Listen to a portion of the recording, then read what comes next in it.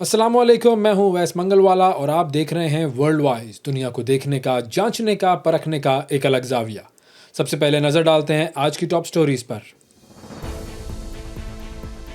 रूसी सदर Vladimir Putin ने यूक्रेन जंग में मुमकिन जंगबंदी के लिए नई शराइत पेश कर दी।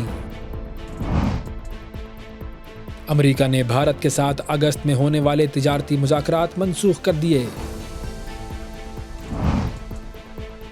ऑस्ट्रेलिया में भारतीय तालिब इल्मों की जानिब से $10 मिलियन से जायद की चोरियां करने का इंकशाफ। एयर कनाडा के मुलाजमीन की हड़ताल। और बरतानिया में 1.5 लाख से जायद तारकीन वतन का रिकॉर्ड गायब।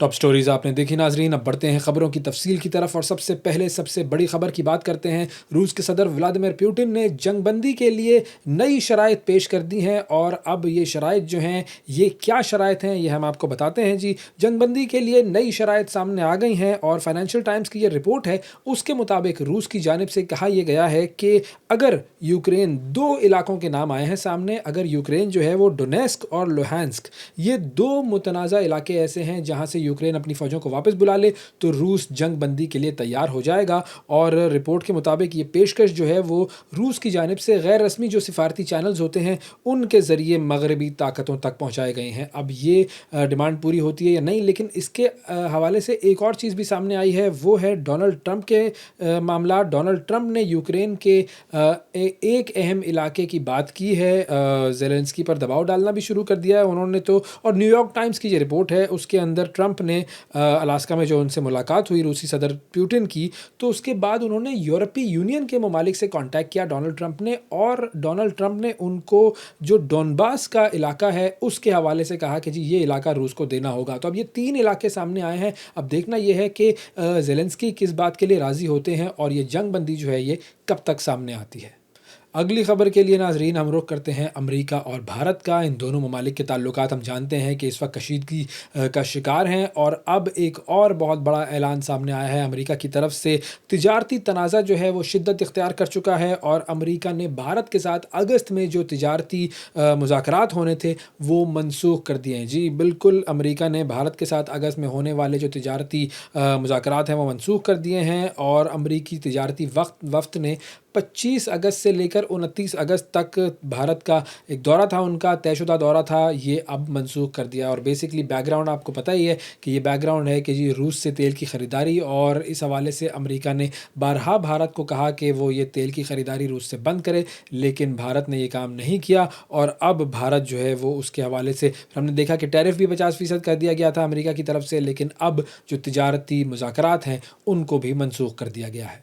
भारत के हवाले से एक और ख़बर प्रोग्राम में शामिल करते हैं और ऑस्ट्रेलिया में एक बड़ा ही अजीब वाक़या पेश आया है और ये वाक़या जो है वो करने वाले यानी कि इसके ज़िम्मेदार हैं भारतीय लोग, वो भारतीय जो कि ऑस्ट्रेलिया में रहते हैं। और ये ऑस्ट्रेलिया की न्यूज़ वेबसाइट है ऑस्ट्रेलिया टुडे, उसकी एक बड़ी ज़बरदस्त रिपोर्ट सामने आई है और ये रिपोर्ट ये है कि भारतीय तालिब इल्म जो कि ऑस्ट्रेलिया में मुकीम हैं उनमें एक गिरोह है जिसने 5 महीने के अरसे में $10 मिलियन से ज़ायद की चोरियां की है। जी भारतीय चोरों का एक गिरोह है जो कि ऑस्ट्रेलिया में मुकीम है तो ये तालिब इल्म, लेकिन ये चोरियां करते हैं और इस गिरोह पर इल्ज़ाम यह है कि इन्होंने मुख्तलिफ स्टोर से $10 मिलियन की अशिया चुराई हैं। उसमें बेबी फार्मूला है, वाइटामिन हैं, इलेक्ट्रिक टूथब्रशेज़ हैं और दीगर अशिया जो होती हैं वो शामिल हैं। अच्छा, अब पुलिस ने बेसिकली इनको गिरफ़्तार किया है। 19 अफराद पर मबनी ये भारतीय लोगों का एक गिरोह है और उसमें बेशतर जो है वो भारतीय तालिब इल्म हैं और कुछ ऐसे लोग हैं जो कि आर्जी वीज़े पर ऑस्ट्रेलिया में मुकीम है। और पुलिस का कहना यह है कि ये गिरोह जो है वो बड़े मुनज़्ज़म तरीके से काम करता था। इन्होंने कुछ स्टोर्स मार्क किए हुए थे, कुछ इलाके मार्क किए हुए थे और कुछ मखसूस वक्त ऐसे थे कि जिसके अंदर ये चोरी करते थे। और इन गिरफ़्तार शुदा लोगों में 6 मर्द हैं और एक खातून शामिल हैं जिनकी उम्रें जो हैं वो 21 से 54 साल के दरमियान हैं और ये हैं वो भारतीय जो कि ऑस्ट्रेलिया में चोरियां कर रहे थे। और अब बात करते हैं फ़लस्तीन के हवाले से। दुनिया भर में मुज़ाहरे जारी हैं। पूरे यूरोप की अगर हम बात करें तो पूरा यूरोप इस वक्त जो है वो इसराइल के ख़िलाफ़ चीख रहा है। बहुत सारे ममालिक ऐसे हैं जहाँ पर फ़लस्तीन के साथ जो इज़हार यकजहती है उसके लिए मुज़ाहरे किए जा रहे हैं।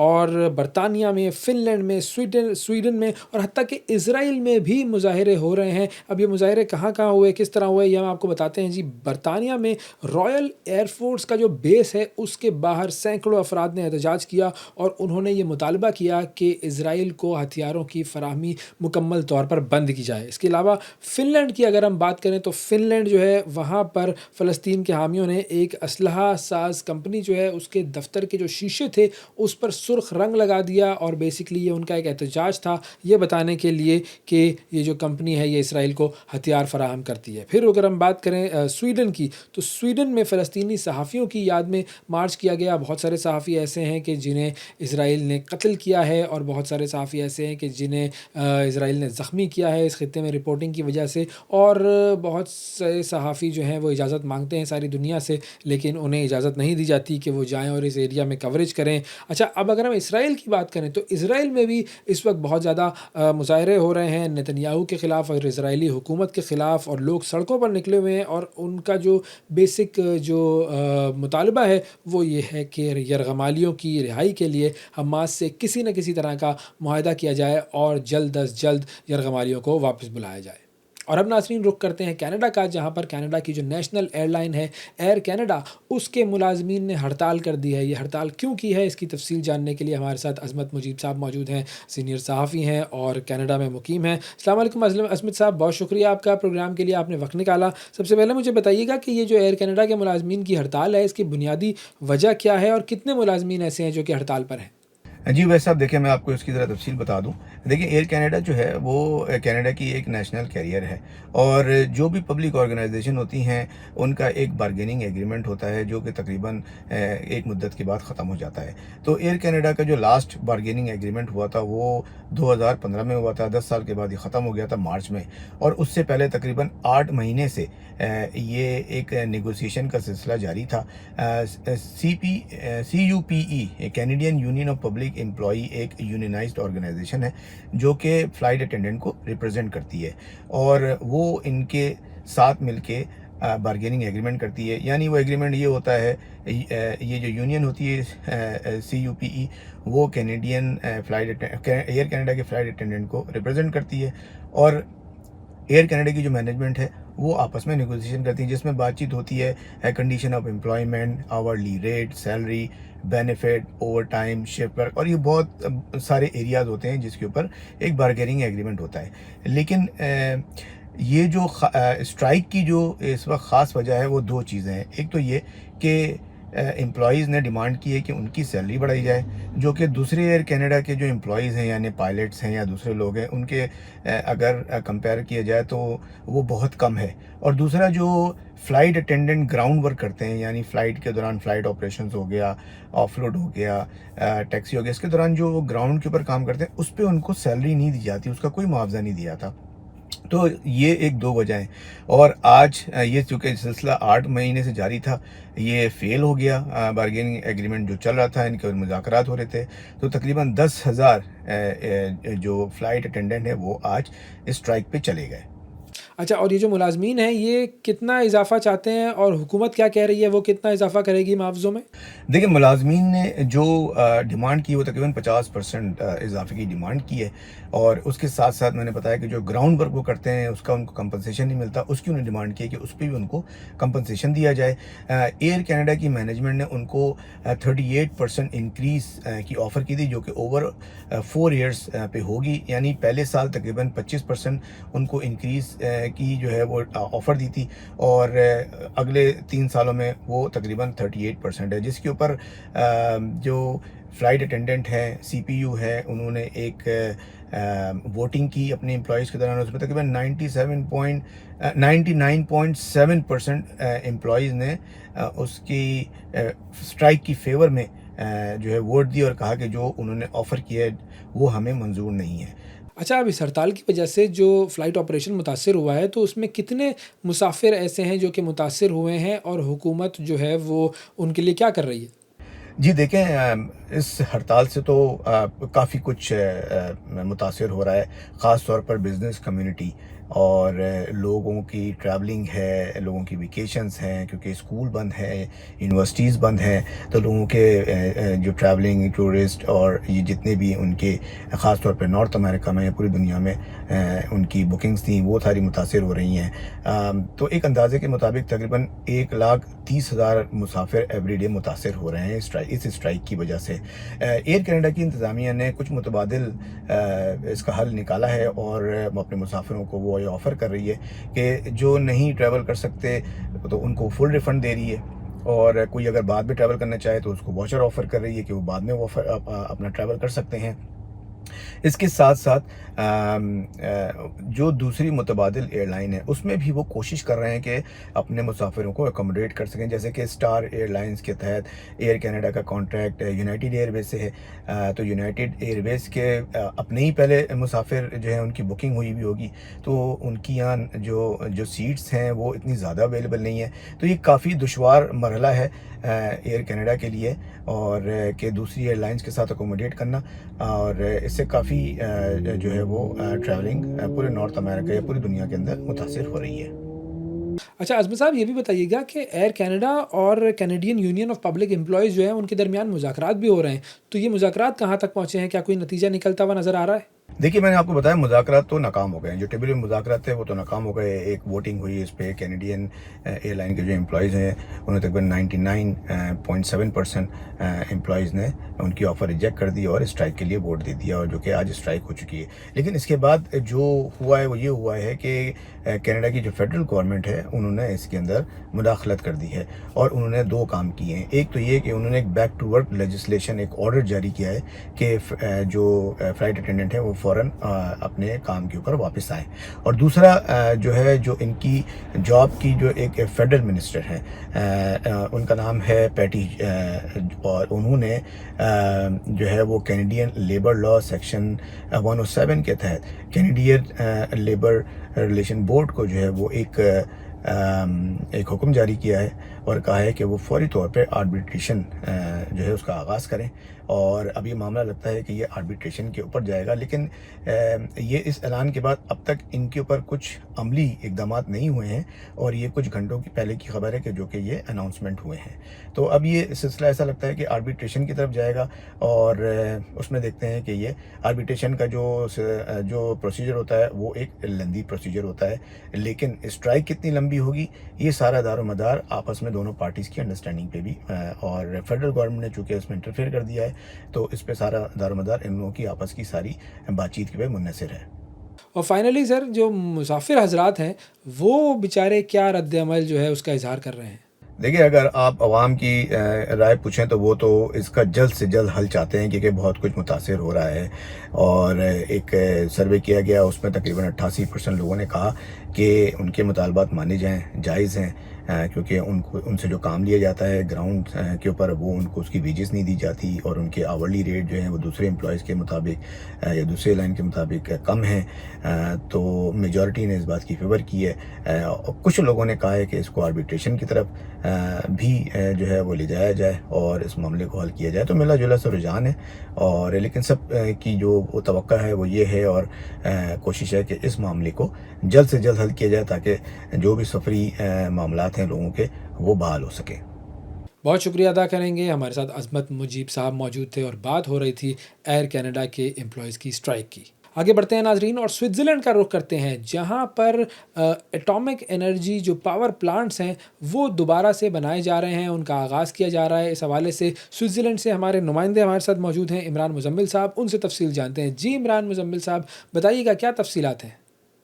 जी बिल्कुल, स्विट्ज़रलैंड की वफाकी हुकूमत की जानिब से नए एटमी बिजली घरों की तामीर और तजदीद शुदा रीन्यूएबल बिजली को साथ साथ लेकर चलने के हवाले से एक फ़ैसला सामने आया है।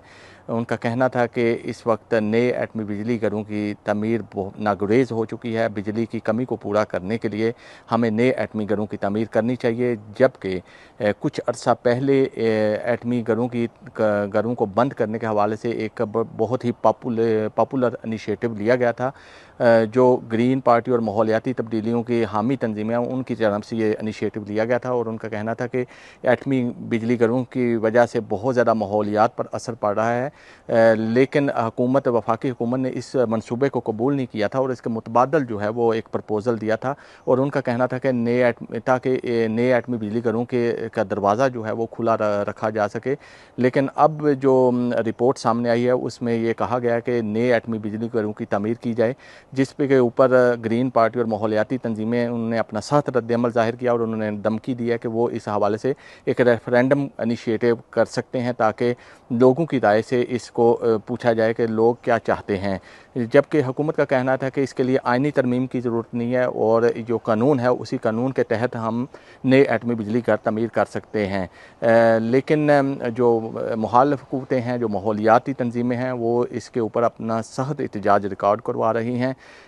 अभी 2027 में इसकी जामे और मुफस्सल रिपोर्ट आएगी कि कैसे इस नए एटमी बिजली घरों की तमीर को किया जा सकेगा, और अगर किया भी जाता है तो उनको किन बुनियादों पर किया जाता है। क्या उसके लिए एक रेफरेंडम को इनिशिएटिव किया जाएगा, या फिर वफाकी हुकूमत अपनी मर्ज़ी से इसको कर सकती है। जी, बहुत शुक्रिया अदा करेंगे। इमरान मुज़म्मिल हमारे साथ मौजूद थे, हमारे नुमाइंदे स्विट्ज़रलैंड से, और बात हो रही थी एटॉमिक एनर्जी पावर प्लांट्स के हवाले से। और अब रुख करते हैं बरतानिया का, जहां से एक बड़ी ही अजीबो-गरीब ख़बर सामने आई है, और वो ख़बर ये है कि बरतानिया कुछ लोग पहुँचे तारकीन वतन अपने अपने मुल्कों से, और उसके बाद इन लोगों का पता नहीं चल रहा कि ये कहाँ गए। 1.5 लाख लोग ऐसे हैं जो कि तारकीन वतन थे, बरतानिया में अपने अपने मुल्कों से पहुँचे थे बरतानिया, और उसके बाद अब बरतानिया पहुंचकर वो लोग मिसिंग पर्सन्स बन चुके हैं।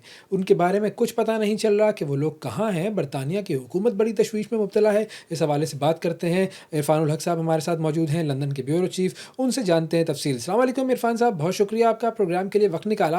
मुझे बताइए कि ये जो 1.5 लाख तारकीन वतन जो कि अब मिसिंग पर्सन बन चुके हैं बरतानिया में, उनके बारे में कुछ नहीं पता कि वो लोग कहाँ हैं, क्या तफसील है इस मामले की? जी बिल्कुल, ये एक बहुत बड़ा स्कैंडल आप कहें तो वो सामने आया है होम ऑफिस का, जिसमें उनकी नेग्लिजेंस जो है वो सामने आई है कि पार्लियामेंट में होम ऑफिस की मिनिस्टर जो है सीमा मल्होत्रा, उन्होंने इतराफ़ किया है कि यहाँ पे केयर वर्कर वीज़ा पे आने वाले 1,54,000 जो अफराद हैं उनका डाटा जो है वो होम ऑफिस के पास मिसिंग है, होम ऑफिस के पास उनका डाटा नहीं है। तो ये एक बहुत बड़ी फिगर्स हैं, बहुत बड़ी तादाद है जो केयर वर्कर वीज़ा पे लोग यहाँ पे आए। एक्चुअली जब कोविड के बाद यहाँ पे बरतानिया को यहाँ पे ज़रूरत पड़ी, एमरजेंसी ज़रूरत पड़ी केयर वर्कर्स की, तो उन्होंने एक दरवाज़ा खोला पूरी दुनिया से केयर वर्कर्स के लिए, और जिसपे 1,54,000 वीज़ा जो है वो होम ऑफिस की तरफ से जारी किया गया। लेकिन अब अदाद-ओ-शुमार जो बता रहे हैं, और इस बात का इतराफ़ जो है वो होम ऑफिस की मिनिस्टर ने भी किया है कि उन 1,54,000 अफराद का डाटा जो है वो होम ऑफिस के पास नहीं है। इरफान साहब, ये बताइएगा कि इन लोगों का ताल्लुक जो है वो कहाँ से था? जी बिल्कुल, होम ऑफ गवर्नमेंट, बरतानवी गवर्नमेंट को जब यहाँ पे केयर वर्कर्स की ज़रूरत पड़ी तो उन्होंने एक पॉलिसी अनाउंस की, ओपन पॉलिसी, जिसमें पूरी दुनिया से उन्होंने अपील की कि जो भी केयर वर्कर का एक्सपीरियंस रखते हैं वो यूके आ सकते हैं, यूके उनको वेलकम कहेगा। उसमें तमाम ज़्यादातर जो अफराद जो है यहाँ पे यूके में आए, उनमें ज़्यादातर तादाद एशियाई ममालिक की और अफ्रीकन ममालिक की थी, जिसमें पाकिस्तान, इंडिया, श्रीलंका और दीगर जितने भी अफ्रीकन ममालिक थे, वहाँ से बड़ी तादाद में केयर वर्कर्स जो हैं यहाँ पे आए, जिन्होंने यहाँ के आके जिम्मेदारियाँ संभाली और यहाँ जो ज़रूरत थी यहाँ पे बरतानिया की, उस ज़रूरत को पूरा किया। और इन लोगों की गुमशुदगी के हवाले से क्या कहा जा रहा है कि ये लोग कहाँ हो सकते हैं?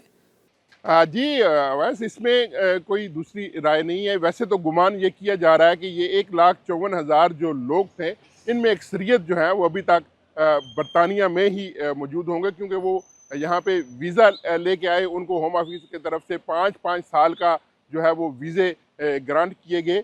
लेकिन क्योंकि वो एक एमरजेंसी की सूरत हाल थी, जिसमें शायद होम ऑफिस जो है वो इनका वो रेगुलाइज नहीं कर सका, इनको फॉलो अप जो है वो उनको नहीं कर सका, उनका बाद में उन्होंने डाटा जो है वो रेगुलाइज नहीं हो सका। लेकिन कवी मकान यही है कि कुछ लोग जो हैं वो अभी तक जो है वो यूके में ही होंगे। ओके। और अब बरतानिया की हुकूमत जो है वो इन 1.5 लाख अफराद को ढूंढने के लिए क्या इकदाम कर रही है? जी बिल्कुल, इस हवाले से जब ये स्कैंडल सामने आया, ये खबर सामने आई और होम ऑफिस की मिनिस्टर ने इस बात का जो है वो इतराफ़ भी किया, तो हुकूमती हलकों में हलचल मची हुई है यहाँ पे, क्योंकि ये एक बहुत बड़ा फिगर है, 1,54,000 बहुत बड़ा फिगर है। तो इस हवाले से, क्योंकि यहाँ पे बरतानिया को वैसे भी इलीगल इमिग्रेंट्स का बहुत बड़ा एक चैलेंज का सामना है, रोज़ की तादाद में, बड़ी तादाद में यहाँ पे इलीगल लोग जो हैं वो आ रहे हैं।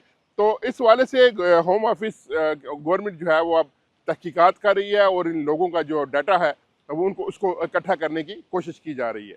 अच्छा, अगर देखा जाए तो ये एक बहुत बड़ी एक तरह से कोताही कह लें इसको, बड़ी ख़ामी कह लें इदारों की वर्किंग के हवाले से, तो इसकी किसी ने ज़िम्मेदारी कबूल की है? जी बिल्कुल, ये होम ऑफिस, यहाँ पे होम ऑफिस एक ऐसा इदारा है जिसके ऊपर लोगों का बड़ा एतमाद है, उसके ऊपर लोग एतमाद करते हैं कि होम ऑफिस जो है वो जितने भी महाजरीन यहाँ पे पूरी दुनिया से आते हैं उनका डाटा उनके पास महफूज होता है, और यहाँ पे तासर भी यही है, और बड़ा उसके ऊपर लोग जो है वो ट्रस्ट करते हैं। लेकिन इस खबर आने के बाद लोगों में भी काफ़ी सारी जो है वो तशवीश पाई जाती है कि कैसे हो सकता है कि एक ऐसे लोग जिनको आप वीज़ा दे के यूके में एंटर कर रहे हैं और उनका रिकॉर्ड आपके पास जो है वो महफूज नहीं है। हाँ, इसके ऊपर जब होम ऑफिस की मिनिस्टर ने इस बात का एतराफ़ किया तो अपोजिशन की तरफ से उनके ऊपर बड़ी तनकीद की गई, लेकिन अभी तक जो उनकी तरफ से एक माजरत तो सामने आई है, लेकिन अब देखते हैं कि उन्होंने, क्योंकि इस बात की यकीन दहानी कराई है कि होम ऑफिस इन लोगों को ढूंढ निकालेगी और इनका डाटा जो है वो इकट्ठा कर लेगी। और फाइनली इरफान साहब ये भी बताइएगा कि अब ये 1.5 लाख लोग थे, अगर इनमें से कुछ लोग जो हैं उनके बारे में पता लग जाता है और उनको पकड़ लिया जाता है, तो फिर उन लोगों के साथ क्या किया जाएगा?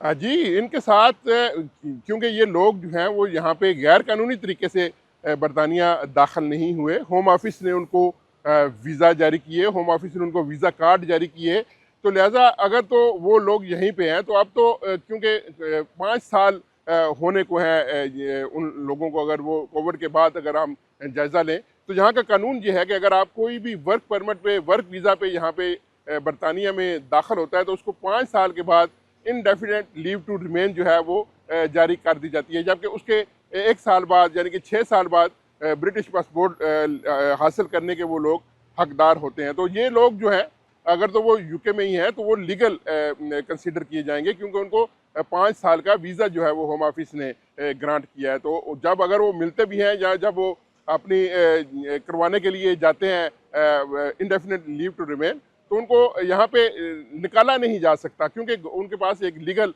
वीज़ा मौजूद है। तो गवर्नमेंट उनको बिल्कुल ऐसा नहीं है कि उनको निकाल देगी। हाँ, अगर उनमें कुछ लोग इलीगल हो गए हैं, उन्होंने अपनी वीज़ा एक्सटेंशन नहीं करवाई या किसी और वजह से वो यहाँ पे इलीगल हो गए हैं, तो उनको जो है होम ऑफिस जो है वो डिपोर्ट कर सकता है। बहुत शुक्रिया अदा करेंगे। इरफान साहब हमारे साथ मौजूद थे, इरफानुल हक साहब, ब्यूरो चीफ लंदन, और बात हो रही थी कि 1.5 लाख लोगों का रिकॉर्ड मिसिंग है। ये तारिकीन वतन हैं, बरतानिया में आए थे और अब इनका कुछ नहीं पता चल रहा कि ये लोग कहाँ हैं। और अब बात करते हैं कुछ मरीन टूरिज़म के हवाले से। दुनिया में बहुत सारे ममालिक ऐसे हैं जिनकी जो कोस्ट लाइन है, समुंदर जो है उनका, वो बड़ा लंबा है और वो अपने समुंदर को बड़े अच्छे तरीके से एक्सप्लॉइट कर रहे हैं और बड़ा ज़र मुबादला कमा रहे हैं, बड़ी दौलत कमा रहे हैं। पाकिस्तान की कोस्ट लाइन की अगर बात की जाए तो वो है तकरीबन 1000 किलोमीटर लंबी, लेकिन क्या पाकिस्तान उस कोस्ट लाइन को सही तरीके से इस्तेमाल कर रहा है? बिल्कुल नहीं। इसका जवाब है नहीं। अब ये काम किस तरीके से किया जा सकता है, मरीन टूरिज़म ख़ास तौर पे अगर हम उसकी बात करें तो पाकिस्तान में किस तरह बढ़ाया जा सकता है और कैसे पाकिस्तान उससे फ़ायदा उठा सकता है, इस हवाले से हम बात करेंगे। नादिर मुमताज़ साहब हमारे साथ मौजूद हैं, साबिक चेयरमैन हैं कराची पोर्ट ट्रस्ट के। अस्सलाम वालेकुम सर। वालेकुम अस्सलाम अवैस भाई। बहुत शुक्रिया सर, प्रोग्राम के लिए आपने वक्त निकाला। अच्छा सर, अगर हम मरीन टूरिज़म की बात करें या कोस्टल टूरिज़म की बात करें तो कुछ ममालिक ऐसे हैं दुनिया के जो कि बड़ा ज़बरदस्त काम कर रहे हैं। उसमें वियतनाम है, थाईलैंड है, इंडोनेशिया, फ़िलिपाइन, श्रीलंका, इंडिया भी है। अब ये तमाम जो ममालिक हैं ये अपनी कोस्ट लाइन को बड़े अच्छे तरीके से एक्सप्लॉइट कर रहे हैं। पाकिस्तान की जो 1000 किलोमीटर लंबी कोस्ट लाइन है, पाकिस्तान उसके हवाले से क्या कर रहा है? जी अवेश भाई, पहले चीज़ों को प्रॉपर पर्सपेक्टिव में ले आऊं। पाकिस्तान एक लिटोरल कंट्री है और तकरीबन 23 करोड़ की पॉपुलेशन है। Fifth largest country in the world. इसकी कोस्ट लाइन है 1046 किलोमीटर्स, और 700+ किलोमीटर जो है बलूचिस्तान की कोस्ट लाइन है, और 340 किलोमीटर्स तकरीबन सिंध की कोस्ट लाइन है। अब आपने सुना होगा वर्ड ब्लू इकॉनमी या टर्म ब्लू इकॉनमी। तो ये कोई एक डिकेड से टर्म ब्लू इकॉनमी बड़ी पॉपुलर होना शुरू हो गई है। और इसके दो मेन डायमेंशंस है। एक तो कमर्शियल और फ्रेट और ट्रांसपोर्ट का डायमेंशन है, क्योंकि वर्ल्ड की तकरीबन हाइड्रोकार्बन कंटेनर और कार्गोस बाय सी आते हैं। दूसरा इसका इम्पोर्टेंट एक डायमेंशन है, वो है प्लेजर या सोशल इसका एस्पेक्ट, जिसको मरीन या कोस्टल टूरिज्म कहते हैं। तो हम काफ़ी लैग कर रहे हैं मरीन एंड कोस्टल टूरिज्म पे, और ये एक तरह से हमने बिल्कुल इसको नेग्लेक्ट किया हुआ है। हालांकि हमारे पास अगर आप बलूचिस्तान की कोस्ट लाइन देखें तो वो बहुत ही प्रिस्टाइन है, और खूबसूरत बीचेस हैं, लेगून्स हैं। और अगर सिंध की तरफ आप देखें, या क्रीक्स बहुत हैं, एस्चुरीज बहुत हैं, डेल्टास बहुत हैं, बट समहाउ हम इस तरफ तवज्जो नहीं आई है। लास्ट एक जो नॉन किस्म की एडवेंचर है, क्रूज़ थी, वो तकरीबन 15 साल पहले हुई थी, और वो कोई इतनी कामयाब नहीं हुई।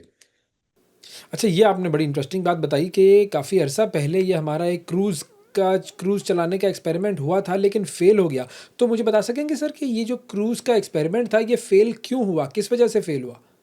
जी, ये 2006-2007 में एक हमने क्रूज़ चलाई थी कराची पोर्ट से। और वो क्रूज़ चली थी वन वे, और उसके पीछे प्लानिंग कोई नहीं थी, कोई फीजिबिलिटी नहीं हुई थी, बट एक एग्जेक्टिव ऑर्डर आया था।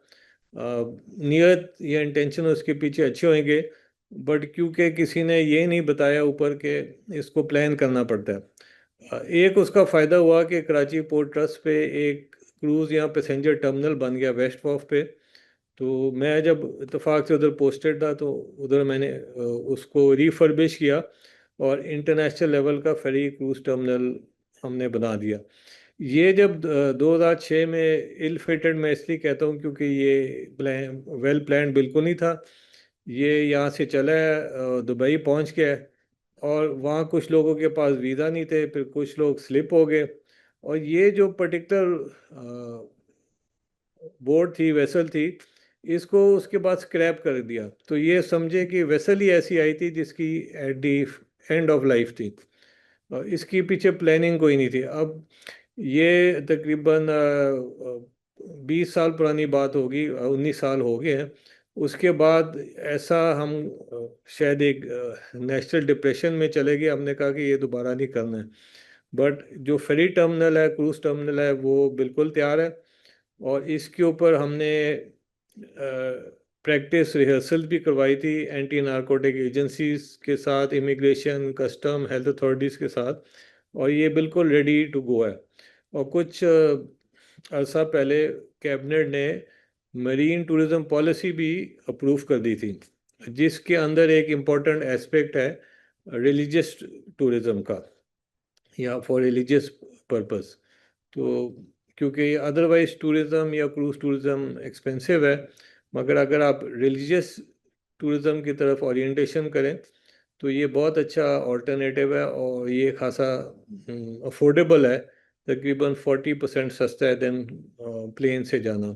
ओके, और सर ये भी बताइएगा कि ये जो मरीन टूरिज़्म है ये रिलीजियस टूरिज़्म से किस तरह बढ़ सकती है, या ये दोनों चीज़ें एक दूसरे को कैसे फ़ायदा पहुंचा सकती हैं? मतलब हम पाकिस्तान के हवाले से जानते हैं कि यहाँ पर रिलीजियस टूरिज़्म है, बुद्धिस्ट मॉन्क्स यहाँ पर आते हैं, उनकी रिलीजियस साइट्स हैं, फिर सिख यात्री यहाँ पर आते हैं, उनकी रिलीजियस साइट्स हैं। लेकिन ये जो हमारी कोस्ट लाइन है उससे रिलीजियस टूरिज़्म का कितना लिंक है, और कैसे ये हमारी जो कोस्ट लाइन है और जो हमारा रिलीजियस जो टूरिज़्म है ये एक दूसरे को कैसे कॉम्प्लीमेंट करते हैं? जी, इनिशियली मैं आपको एक्सप्लेन करता जाऊँ कि दो तरह की वाटर टूरिज्म होती है। एक तो है इनलैंड वाटरवेज पे या रिवर्स पे। तो अगर आप पुराना जाके यूट्यूब पे जाएं तो आप एक वीडियो देखेंगे कि 100 साल पहले एक बोट थी जिसका नाम था इंडस क्वीन, और वो इंडस के ऊपर पैसेंजर्स और कार्गो ट्रांसपोर्ट करती थी। अभी भी वहाँ आप शायद इसको देख सकते हैं, it is just resting and rotting. तो 100 साल पहले हमारे रिवर्स पे क्रूज टूरिज्म हो रहा था पैसेंजर ट्रांसपोर्ट का। अभी आप आ जाएं इस पे कोस्टल टूरिज्म साइड पे। 1982 तक मुझे खुद याद है कि कराची पोर्ट में जाता था और हुज्जाज को जो पिलग्रिम जा रहे होते थे उमरा पे और हज पे, कराची पोर्ट से सफ़ीना अरब और सफ़ीना हजाज शायद इन नाम था, ये कार्गो शिप थी जो कन्वर्ट की हुई थी पिलग्रिम्स के लिए और पैसेंजर्स के लिए। तो ये सऊदी आ जाती थी और पैसेंजर्स को लेके जाती थी। उसके बाद क्या हुआ, ऑल ऑफ अ सडन, ठीक है, एयर एविएशन में एडवांसमेंट होगी, मगर ये हमने बिल्कुल छोड़ दिया, हालांकि ये दोबारा हम स्टार्ट कर सकते हैं। जब मैं इसमें सेक्टर में ऑपरेशनली इन्वॉल्व था तो इराक का एनवॉय हमारे पास बड़ा आता था और वो इंसिस्ट करते थे कि आप रिलीजियस टूरिज्म पिलग्रिम्स भेजें बाय सी टू इराक। ज़ायरीन तकरीबन 1 मिलियन ज़ायरीन एनुअली जाता है पाकिस्तान से ईरान और इराक पिलग्रिमेज के लिए, ज़ियारतों पे और रिलीजियस साइट्स पे। इराक का ये एडवांटेज है कि इराक के जो रिलीजियस साइट्स हैं वो बसरा पोर्ट के करीब हैं। ईरान के खासे नॉर्थ में है तो तकरीबन 1,500 किलोमीटर प्लस दोबारा जाना पड़ेगा। तो एक प्रिलिमिनरी स्टडी और प्रपोजल तैयार हो गया था कि कराची से, मेनली कराची से ही चलनी थी आर ओ फेरीज। इनको कहते हैं roll on roll off ferries. तो इसमें पैसेंजर भी जाने थे और इसमें ट्रक और बसें भी जानी थी, ताकि यहाँ से सीधा बसरा जाती। बसरा तकरीबन 2,000 किलोमीटर यहाँ से पड़ता है और एवरेज पे अगर अच्छी फेरी आप लें तो ये 20 नॉटिकल माइल्स पे ये जा सकती है। तो ये आई थिंक 24 प्लस आवर्स में ये बसरा पहुंच जाएगी। तो जैसे ये पिलग्रिम्स ज़ायरीन उधर उतरेंगे बसरा पोर्ट से, उन्हीं ट्रक्स और बसेस में ये एम्बार्क डिसम्बार्क हो जाएंगे और अपने रिलीजियस साइट्स पे चले जाएंगे। और ये एक पैकेज डील डेवलप हो सकती है जिसपे Iraqi side from a commercial angle भी बड़े इंटरेस्टेड है। अभी हम सुन रहे हैं कि ऑफिशियल लेवल पे इसको दोबारा परसू किया गया है, तो लेट्स होप कि ये इम्प्लीमेंट हो जाए। और फाइनली सर ये भी बताइएगा कि देखें अभी आपने बात की कि हमने क्रूज़ चलाई, वो हमसे ना चल पाई, ख़त्म हो गई, वो बंद कर दिया हमने प्रोजेक्ट। फिर उसके अलावा जो हमारा रिलीजियस टूरिज़्म का मामला था और ख़ास तौर पर जो आपने बताया कि हज और उम्रे के जो सफ़ीने हैं वो समुंदर के रास्ते लोग जाते थे सऊदी अरब, वो भी अब नहीं हो रहा। तो ये दोनों चीज़ें हम नहीं कर पा रहे और नहीं कर पाए सही तरीके से। तो ये क्या कोई मैनेजमेंट इश्यूज़ हैं, एडमिनिस्ट्रेशन इश्यूज़ हैं, प्लानिंग इश्यूज़ हैं, या कोई और मामला है जिसकी वजह से हम इसे एक्सप्लॉइट नहीं कर पा रहे? मुझे तो ये नेग्लेक्ट और गवर्नेंस इश्यूज ही लगते हैं, क्योंकि फोकस बिल्कुल हमारा हट गया था इसमें। और भी जस्ट टू एम्फोसाइज, हमारे पास एक नेशनल फ्लैग कैरियर है, जैसे एक पीआई है तो एक नेशनल शिपिंग कॉरपोरेशन है। तो 1980s तक हमारे पास जो नेशनल फ्लैग कैरियर के शिप्स थे वो थे 66। इस वक्त वो शिप्स हैं वो 13 हो गए हैं, 13 शिप्स हो गए हैं। तो हमारा एक तरह से इंटरेस्ट मैरीटाइम सेक्टर और ब्लू इकोनॉमी से बिल्कुल डाइवर्ट हो गया है।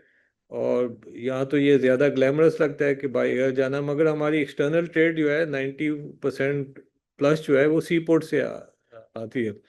और इसको हमको सेक्टर को डेवलप करना चाहिए, रिसर्च करनी चाहिए और प्लान करना चाहिए। जो भी कंसर्न अथॉरिटीज़ हैं, अभी कुछ काम शुरू हो गया, एटलीस्ट ब्लू इकोनॉमी का वर्ड जो है बज़ वर्ड आना शुरू कॉमन पालेंस में आ गया।